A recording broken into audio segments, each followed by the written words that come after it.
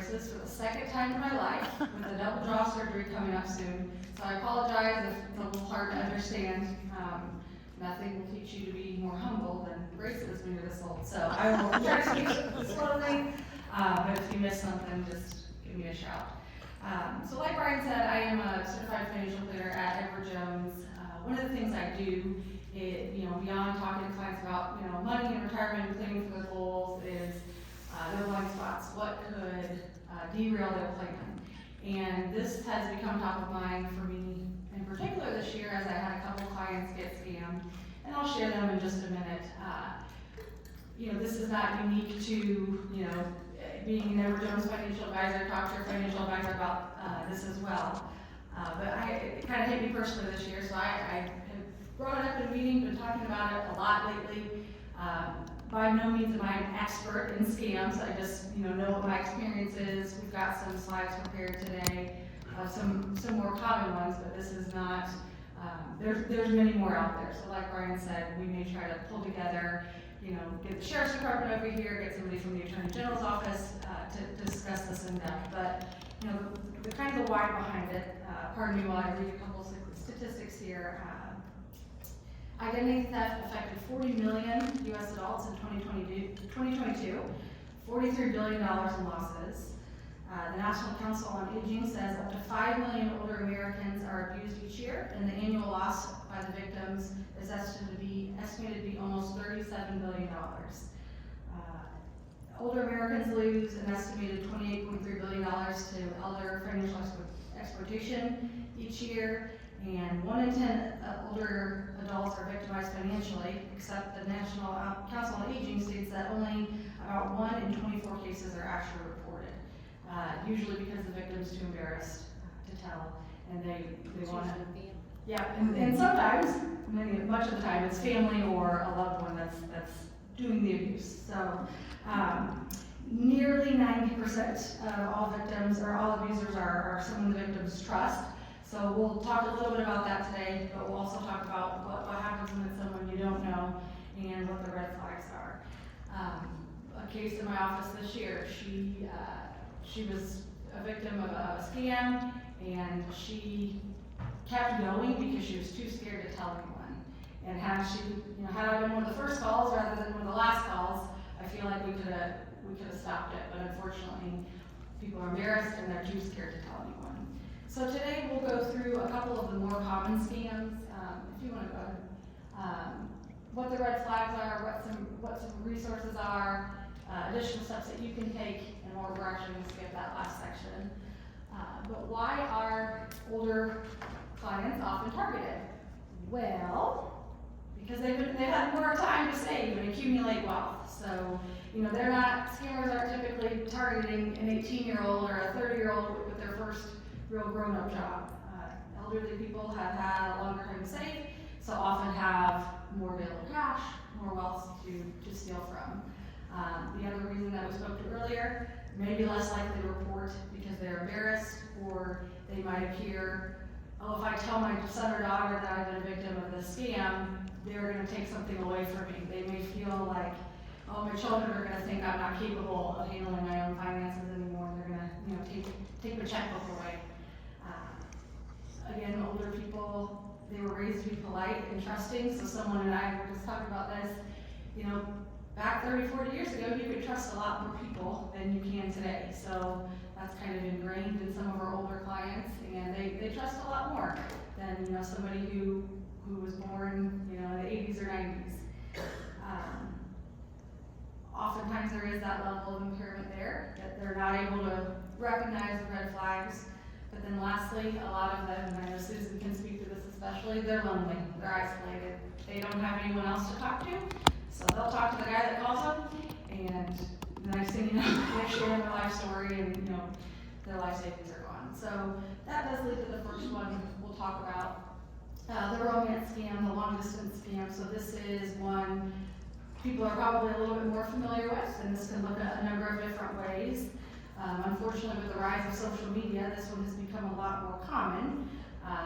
Woman, recently widowed woman has a social media site or has a dating app, and they engage in some type of relationship over online.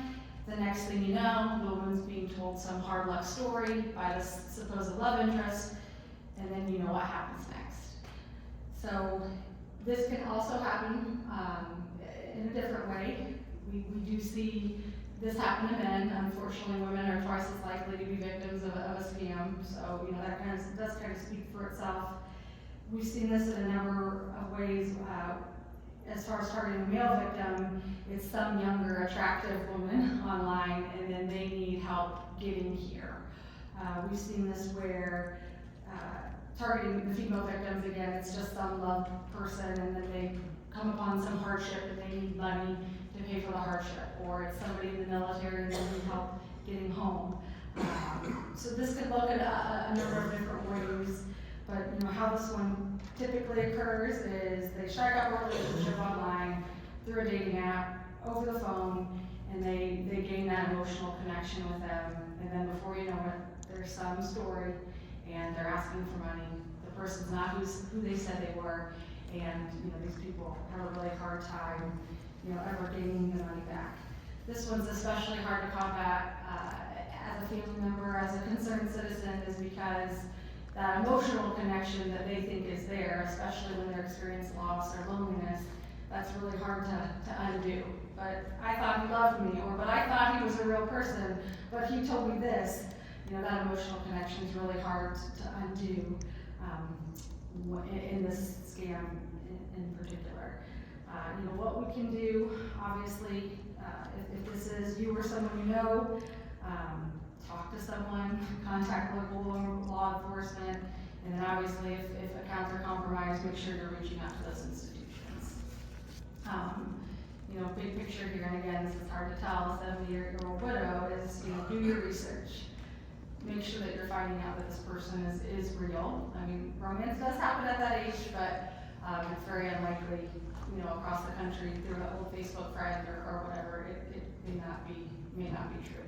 So go ahead, Brian. Another one that we've seen here recently is collection fraud. So this could look a number of different ways, and I have a feeling more of you have experience with this one rather than romance fraud. How many people have gotten a call from the IRS? Okay, right? You owe back taxes. We know where you live, and we're coming to arrest you.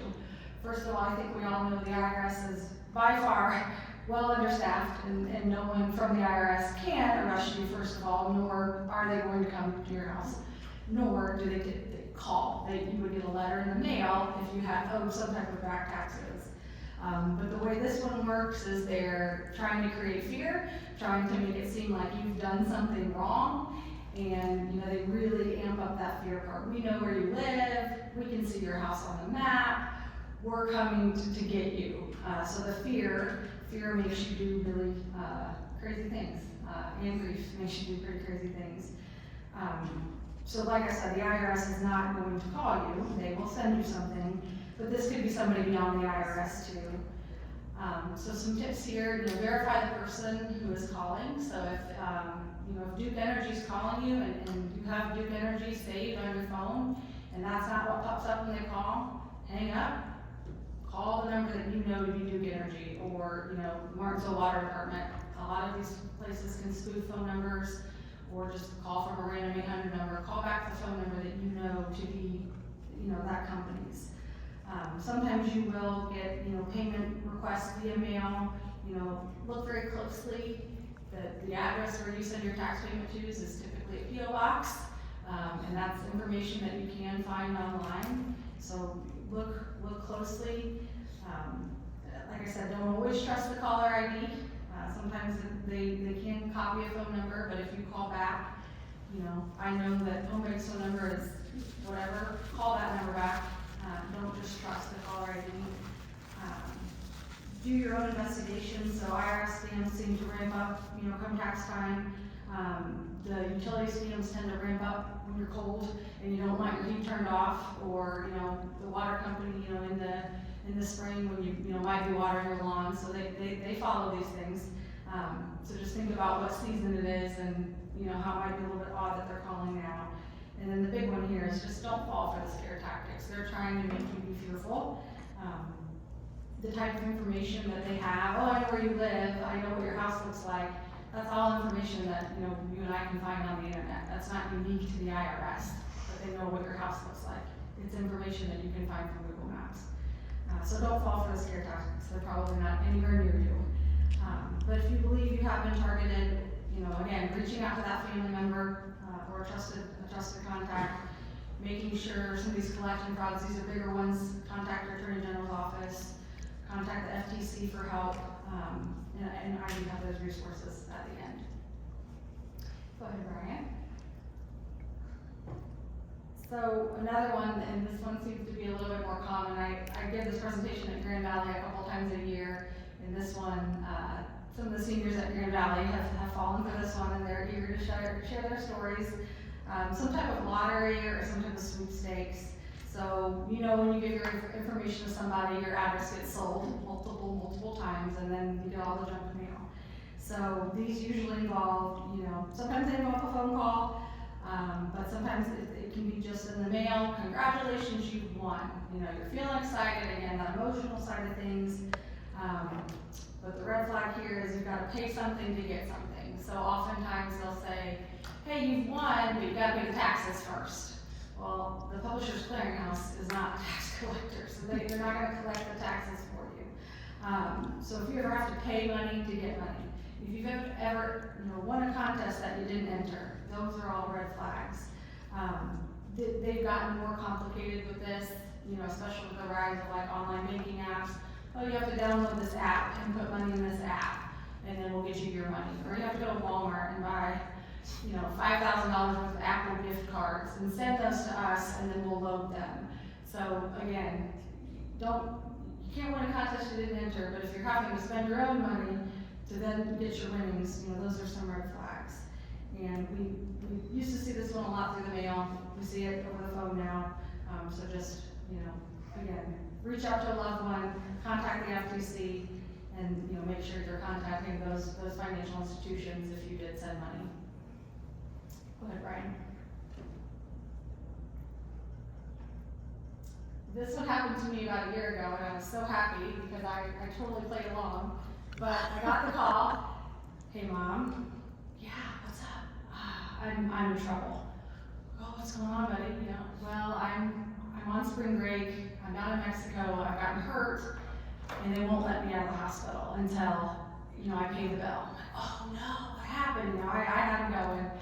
And got to the point where I needed to write down some number so I could send him some money. And you got a pen, right? Oh yeah, I'm getting it. I kept fumbling around, and he finally started getting very irritated with me. And he said, well, you gonna get the pen or what? And I said, no, I'm not gonna get the pen because my son is a first grader at Perry Elementary. And there's no way. He is down in Mexico or wherever he told me. And I let that guy have it, and he hung up on me. So this one is very common, especially among elderly. Hey, Grandma, it's your favorite grandson. Can you guess which one? Grandma says the name. Yep, you're right, Grandma. It is Susie or whomever. An unsuspecting grandparent's always willing to brag about their grandkids. They'll tell you their names. Again, this could be more than just the grandparent scam, but just somebody pretending to impersonate someone and trying to get your money. Typically it is the grandparent one, but story all ends the same. I'm in trouble, I need some money, wire it, and then I'll be free. This one happened, not at my office, but a colleague's office a couple years ago, and she was very straight with them. Hey, I think this is a scam, can you call your grandson back? Client was adamant, was getting very frustrated with my colleague that they wouldn't wire the money, and I really just wish you would contact the parents. Well, of course, the scammer said, don't call my mom and dad. So grandparent was kind of in a hard spot. Client got very frustrated, but by day's end, by about 5:30, grandson was in class in college and everything was fine, and luckily they avoided a disaster. But again, emotional, fearful connection there. They want you to send them money because they're scared. Another version of this one, I lost my spot. We see somebody pretending to be from the Social Security Administration, and they call, they say your benefits are in jeopardy, you know, you need to pay a fee so that everything can be straightened out. This one happened a lot about 10 years ago. So in 2017, 3,200 people were scammed. The loss wasn't great, but you get 3,200 people to give you $1,000 each, and you've made a nice paycheck for the year. So these ones don't tend to be as large a number, but you know, the thought's the same. They scare you, your benefits are in trouble, you might be living paycheck to paycheck, you can't afford to not get your Social Security check, I'll do what they say because I'm scared. Keep going. And I did kind of combine the grandparents as well. One that I do not have a slide for is these tech support scams, and unfortunately this did happen to a client this year. She opened up her laptop, it was a Microsoft, you know, the pop-up said your computer's been hacked, call this 800 number. Well, the 800 number she called was not in fact Microsoft, it was the scammers. And, you know, the story ends the same. Scared her, told her that they found child pornography on her computer. If she didn't listen to what they said, they were gonna turn her to the FBI, she was gonna spend the rest of her life in jail. You know, and they had her do wild things. And this client is not incapacitated, she's not old, she handles her finances well, but she did really dumb stuff because she was so scared. They coached her on what to tell the bank when she walked into the bank and requested a large sum of cash. I spoke to the bank and said, you know, this was untypical behavior. I know we gotta give clients their money, but what's going on? You know, and they said, we sat down with her, we had our vice president sit down with her. Her story was so great because they had coached her on everything to say, what questions they were gonna ask, why she needed the cash, why she visited 2 different locations in 2 different days. They had coached her to say exactly what they knew would get by. So ultimately, how did her Microsoft computer get hacked? A couple of things, probably clicked on some email that wasn't from who they said it was from, so we'll talk about that. But once they had access to her computer, they could confirm where she banked, what her account number was, and that's why she believed them. Well, they knew what my bank was, and they knew what my account number were, so I assumed that they were real people, you know, and then they supposedly had to call the local bank. Again, it wasn't the local bank that they were on the phone with, they called some number, a guy in on the scam.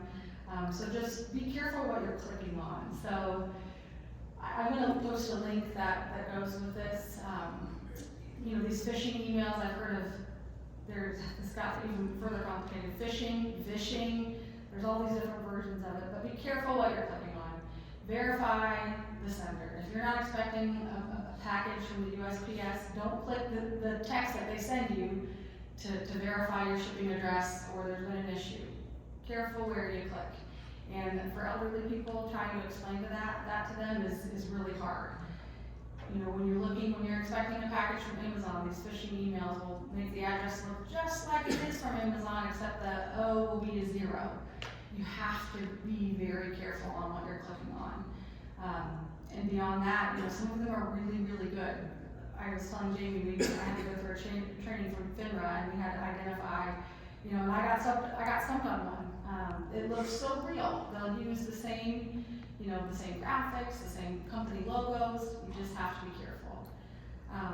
To that point, this is something I talk a lot about with the seniors as well who have social media.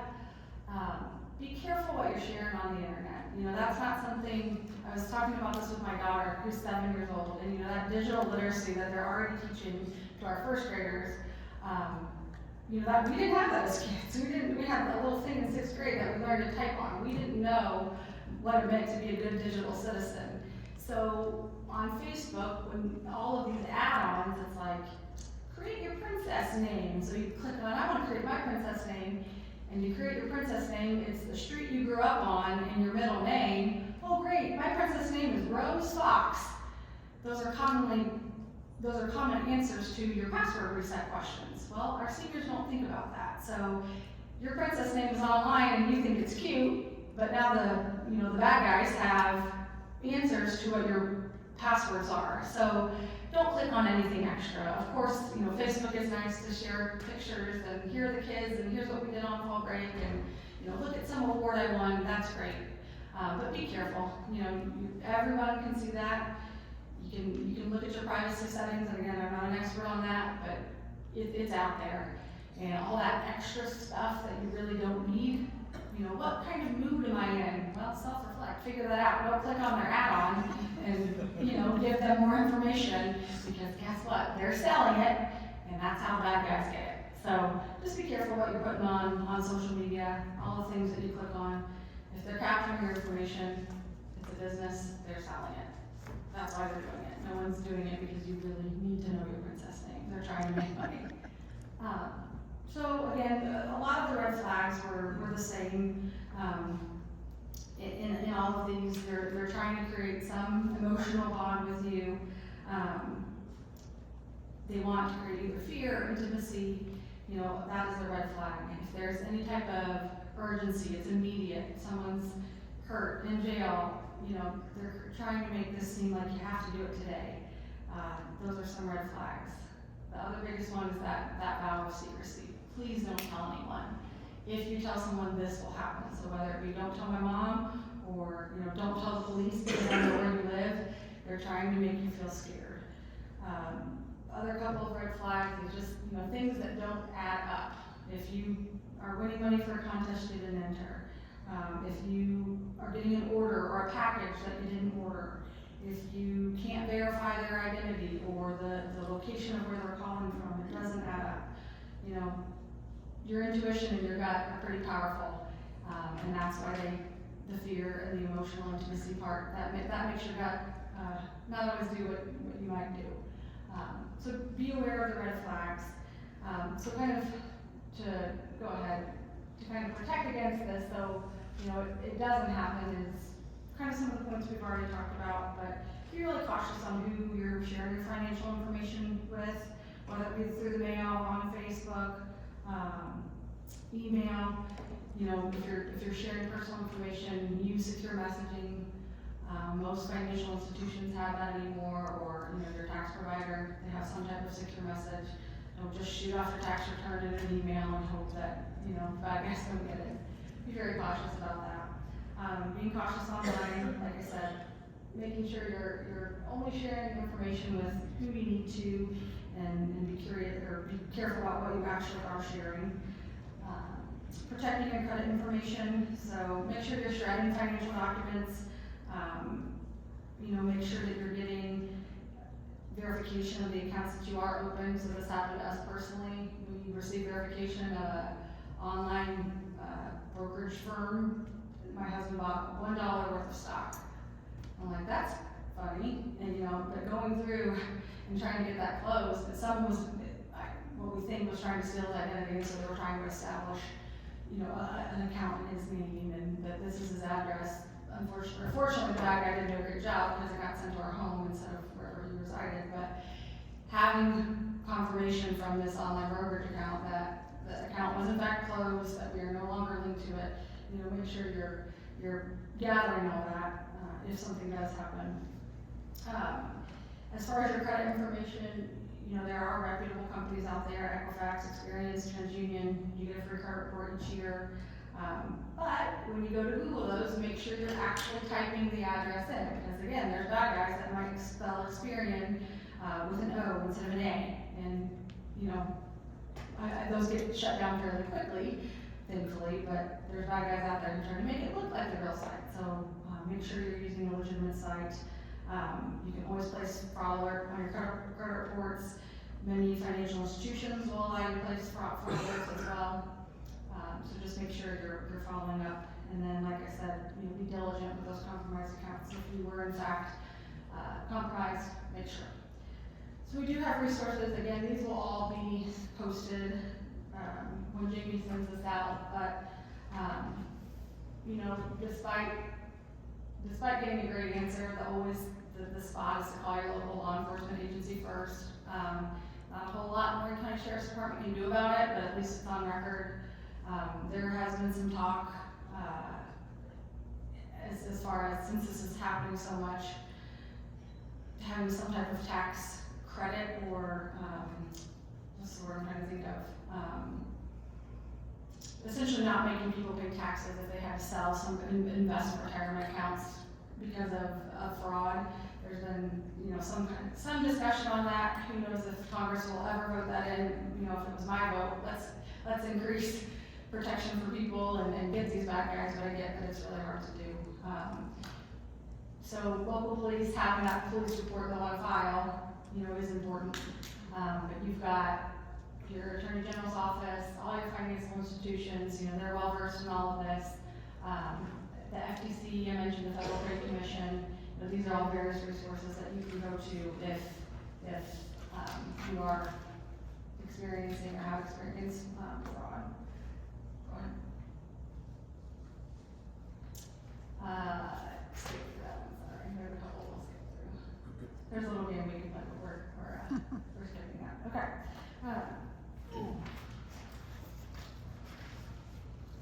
I lost my page here. So just to summarize, be aware, keep your eye out for the red flags. Fraud comes in many forms. Like I said, this list is not exhaustive. They're getting more complex as time goes on. They're coming up with new ways to do things. But just remember that emotion is a scammer's best friend. They're going to try to make you fearful. They're going to try to make you feel like you need to act fast. But just remember that you have people out there that do love you, that do care for you, and always ask them first. If it's not a child and you're too scared, call your bank, call your financial institutions, and see what they think, because we've probably heard of it. Like I said, we don't know them all, but there's certain things that we can look out for. And if you know someone who has become a victim of a scam, encourage them to report it. Whether we'll ever get their money back or not, it's something that we can collect data on, it's something that we can learn from, something that we can educate more people on. So if you know somebody, encourage them to reach out, whether it happened, last month or a couple of years ago. It helps us do our job better. And if there's anything, I can ever do to help, I'm always here. So we do have some time for some questions. And like I said, Jamie will post this online with the list of people to contact, and then there's like a shorter version. I've been handing this out all year. I'm like, I'm not worried about you necessarily, client who's in their 50s or 60s, but I know you have an 85-year-old mother who gets together with her book club. Just bring this up and talk to her about it, because if, the more people that hear about it, the better. So like I said, that will be attached with it as well. And just make sure you're talking about it to people, because it's, money, it's hard to talk about, but then being a victim of a financial fraud is even harder to talk about. So make sure you're talking about it with friends and family. Any questions, concerns, any ones that you've heard of recently that you feel, hey, you left this one out?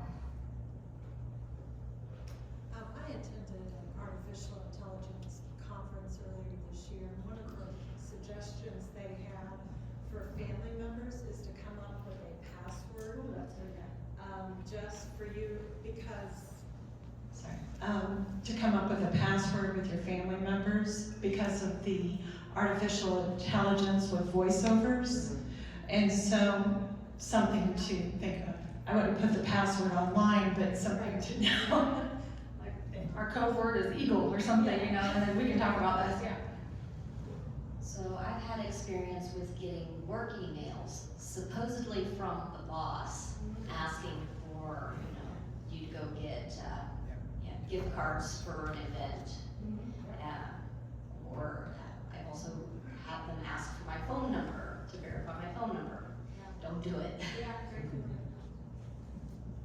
And you also look at social media. A lot of times you might get a DM from one of your friends, and then they'll say, hey, hello, and can I get some money from you? You can get scammed that way as well. Absolutely.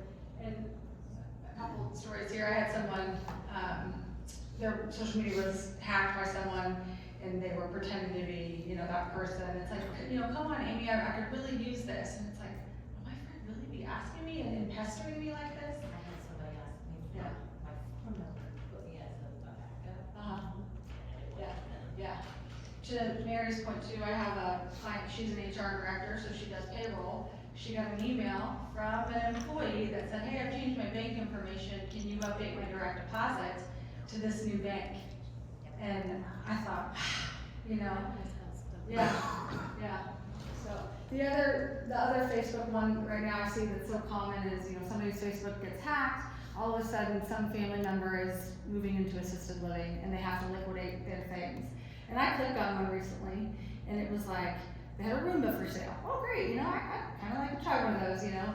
And one of the pictures was like an ATV with like woods in the background. But then the next picture was a boat by the beach. And it's like, well, where does your sister live? You know, a lot of inconsistencies in like the backgrounds of the photo and what a person with an ATV might have versus, you know, not have. Next thing you know, my mom screenshot, hey, Mara's got a Roomba for sale. Do you want to buy it? Mom, Mara's account's been hacked. And oh, I messaged them back and forth. I told her I'd pay her up front because I know her. Luckily, I was like, no, Mom, don't pay her anything. Her account's been hacked. But, you know, a bad guy doing that gets a couple people to agree to $300 or $400 a day. You know, not bad. So it's not significant amounts of money like some of these big ones, but yeah. I was also going to say that sometimes When you get calls, whether it's ads, subscriptions, they're trying to sell you something, they're trying to get you to answer yes over the phone because it's recorded. So that's another one to try and avoid. Yeah, I've heard that as well. Try to avoid saying yes or no when they do call. Go ahead. Yeah, I'm One sure I you've seen see- plenty at the bank. Yes, yeah. One that we see often is somebody gets a check in the mail and they're like, hey, deposit this check and we're gonna wrap your vehicle in a Budweiser and we're gonna pay you because you're gonna represent Budweiser.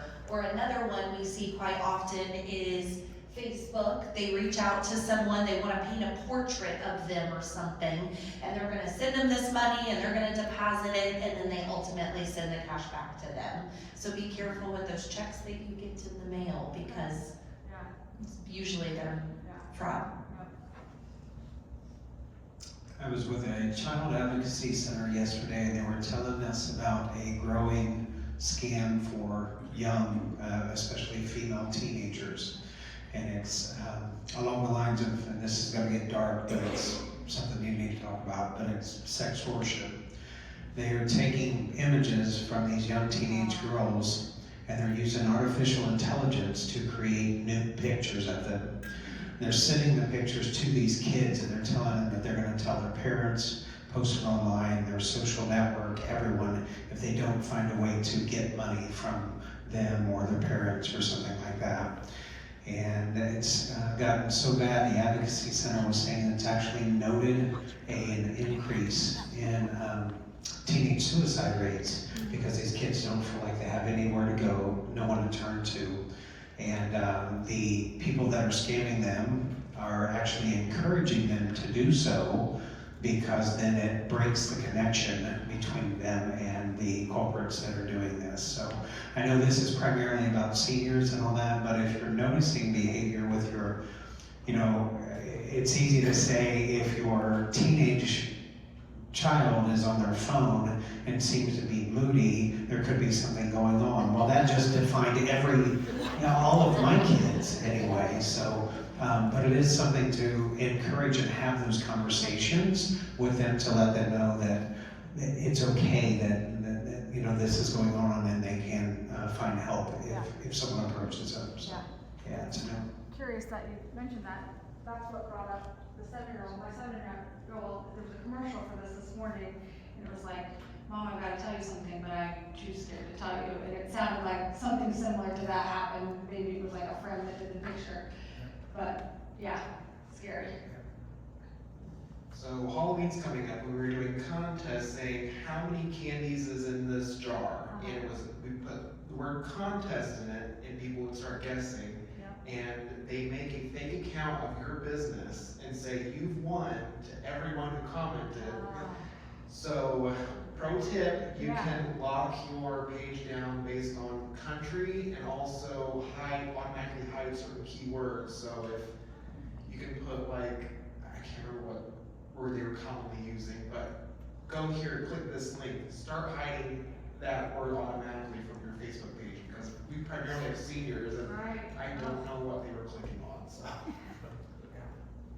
Well, we do have a couple things to wrap up the meeting, but it sounds like this is an important topic, and I think, like Jamie mentioned, having some type of, roundtable or discussion. Obviously, I'm not a Facebook expert, never would have known that, or, what's happening with our teens and exploitation. So it's a conversation we'll continue to have, and thank you for your engagement, and thanks for having me.